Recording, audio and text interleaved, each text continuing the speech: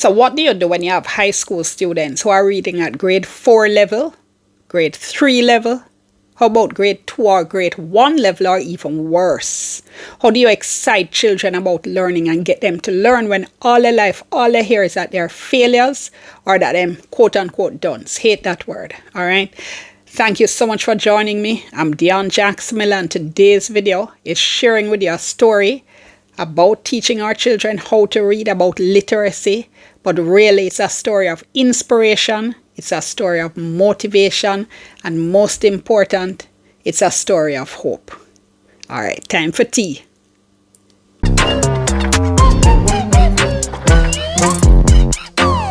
So this story was first carried in The Gleaner. It was written by Erica Virtue. I also discussed it on Beyond the Headlines on Radio Jamaica.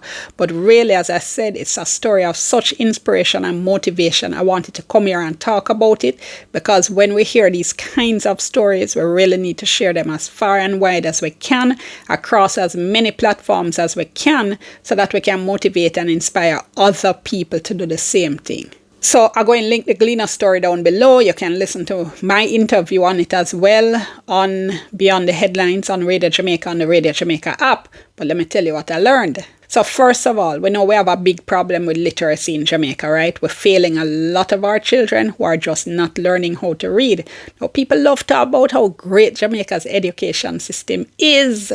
No, it's not. So we do have some fantastic schools. Many of these are schools that get children that are already doing well and then they do well with them. All right. But a lot of our children are performing way below grade level. They can't read.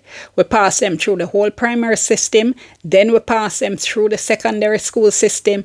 Then we send them out into the world and they still can't read. How that makes sense? And then we have these children thinking something wrong with them when really and truly it's our system that's wrong with them. Our system that privileges children who are already doing well and children, let's be clear, who are doing academically well, who come from poor backgrounds, can also do well. Not denying that at all.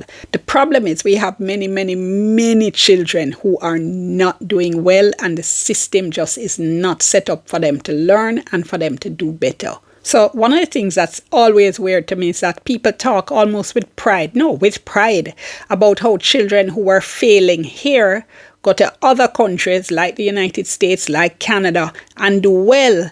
And they seem to think that this is showing how good our education system is. Boy, we're so tough. No, it's an indictment on the system. It's showing that we're not helping a lot of children who do need help. It's showing us that we have a system that in many ways is set up for a lot of our children to fail. Believe me, remember the 2021 Orlando Patterson report? He's an internationally known educator, Professor Orlando Patterson. He headed an education reform task force that looked at what's happening in Jamaica and made recommendations. And the report said this: although Jamaica has a good record in providing near universal access to primary school, it has failed to educate at the most basic level a substantial proportion of its children.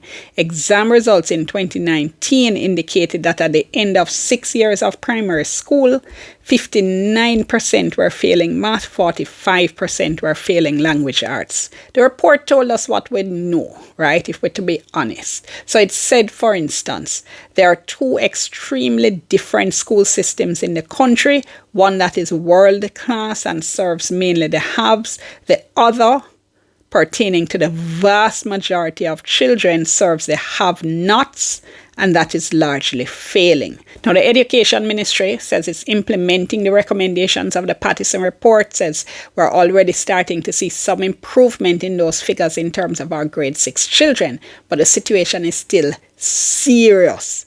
It bad. And one of the things we do is manipulate figures and numbers, so we hide try fool ourselves. We try to hide how bad the situation is. So for instance, in 2024, we're told that only 18% of Jamaican students who sat this year's CSEC exams got 5 or more subjects. That's 1 in 5. That's not the real story though, because the schools don't let all the children in 5th form or grade 11 sit these exams. So we actually aren't told what the real situation is in relation to the entire cohort of students in grade 11. Same thing when we hear that just 33% of students pass maths and 74% pass English. So that's 1 out of 3, it sounds like, passing maths and 3 out of 4 passing English, except that's not true because not all the children sit English and maths. So again, we're not told what the real percentages are. Anyway, so this new program is called the Grade 7 Academy, and the idea is that it was set up to address these issues. Grace Baston is project coordinator, right? And she's also a former principal of Campion College. And she told me this. She said Jamaica's education system is in crisis. See, she's saying it too. She said there are absolute pockets of excellence, but it's unacceptable that so few in the region leave high school with 5 subjects with English and math. And she said because of that, educators were trying to figure out what we can do about this. By the way, I think it's really great that Grace Baston, having retired as principal of Campion, is now helping students at the other end of the learning spectrum. I just think that's lovely. So she's working in this with Dr. Faith Alexander, who is herself formerly of the Ministry of Education. And Dr. Alexander said when they started out, they tested the students first at Holy Trinity.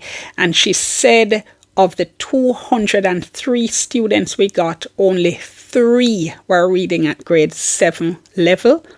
A handful at grade 5 and 4. The majority were reading at grade 1, prima or pre-prima level. She said it's a dire situation.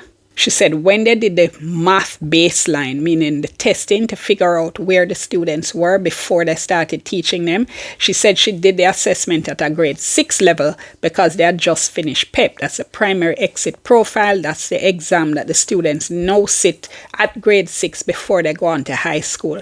She said I crafted the assessment at a grade 6 level. One of the questions was to write 850 in standard form. Nobody could do it because they couldn't read the instructions. She said she had to redo the assessment at a grade 4 level, and 78% of the children were below non-mastery at the grade 4 level. All right, so just stop for one moment and take in what I just said to you. These are students that we have now placed in high school. How them supposed to learn when they can't read? And of course, the answer is they can't learn. And then we wonder why it is we are graduating children from high school who can't pass English and math. Then no, because they don't know what is going on in class and can't read the board and can't read the textbook, they get trouble. And then we punish them and penalize them for that. So really and truly, we are failing these children at every single stage. Let me just say that a lot of schools do have remedial programs in place, all right? I'm not trying to say that they don't. I have reported on some of them, so I'm not pretending that there's absolutely nothing out there. Now, this program, Grade 7 Academy, it started at Holy Trinity in October 2024. So we've gone 1 full term, call it, of the program. And Dr. Alexander said since they started, students in 1 term have improved by over 1.5 years grade level.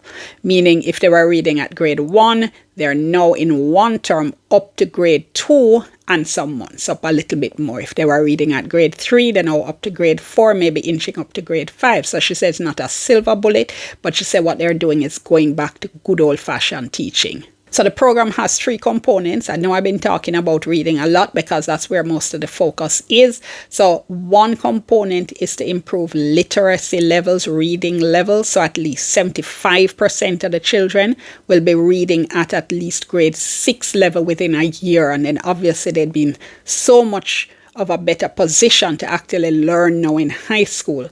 The program though also aims to improve numeracy levels, that's math levels of the children, and it also has a socialization program. The children do different things, so they have a community service component, they visit the poor and the sick in their communities, they have moments of reflection, they have character building exercises and so on. So it is a holistic program. And look, some of what they're doing just makes sense. So one of the things they're doing, they got the ministry's permission to cut down the number of subjects that the children are are doing in first form in grade 7, because they said they scaled back the number of subjects the students are taking, because if they can't read, why are they doing 14 subjects? So instead, they're spending much more time on the math and on the English in particular. They're also spending time doing tech practice with the programs that are being used to help to teach them. So I know a lot of you are probably asking, where are the parents? Where are the parents? It's a parenting crisis, and obviously you're not wrong. But here's the thing, a lot of parents need help themselves. They don't know how to help their children, and while we're doing all of that, we can't be having so many of our children falling through the cracks. The system has to be set up to help those children who need help. All right, and know another thing you're going to say is we need to deal with the problems, what is going wrong at the basic school level and the primary school level. And again, you're not wrong. But you see, while we're trying to deal with that, we have already sent thousands of our children into high school who can't read. So we have to do more than one thing at the same time right now. And I have to tell you, even while I was interviewing Mrs. Baston and Dr. Alexander on air, a school board chairman messaged me and said he needs to reach out to them. He wants help for his school, and they told me that after the article came out in the Gleaner, other people were reaching out and saying, we need this, help us. Okay, so I'm going to be following this up, all right? Maybe in 6 months or so, we see what's happening with the program. We see where the children are. But in the meantime, I just wanted to share it with you because, as I said, I was just so excited to see a program like this that's making a real difference in children's lives. It's being supported by the St. Michael's Theological College, former Education Minister Ronald Thwaites, the Ministry of Education, and a number of private sector entities like Edufocal, big up yourself, Edufocal, and Gordon Swaby. And the thing is, we get so much bad news, that even while I was doing the interview with Mrs. Baston, with Dr. Alexander, honestly, water was coming to my eye because of the impact you could just hear the program having already. Program just start basically, and you're hearing of these stories. And then when I just think of all the children that we're dooming not to be able to grow into their full potential because our system isn't set up to teach them properly, honestly, it's just heartbreaking for me. And we've been talking about this for decades. So when you hear some people that do something, it's like, wow. Okay, so there was a story in the Gleaner article that just really got me, Mrs. Baston was describing this little girl who she said was already reading at grade 5, wasn't a non-reader. But then when she read, Mrs. Baston said, child, you could read the grade 8 text. You're amazing. And the child started to cry. And she said, why are you crying? And she said, when she was in primary school, she was dunce, meaning people did tell her that she dunce. Oh, that'll make you want to cry. Errol Newell is the vice principal of Newell High School. They heard about it, so they have just started to implement the program at their school in St. Elizabeth. And he said they're so excited. He said they come into the classroom space, they now have hope. He said a part of the program is rethinking the traditional classroom. The children are using technology in the classroom. They're excelling. They're doing much better. They look forward to coming to school. So yeah, all right, so I'm bawling, but I'm smiling at the same time because, like I said, I love it. It's a story of hope. So gonna have to leave it there. Do like the video, share it with somebody you think may be interested, subscribe to the channel, and click that notification bell so you know anytime I drop a new video. All right, all of that helps the channel grow. Thank you so much for being here. See you next time. Gonna drink my tea, maybe cry a little bit more too.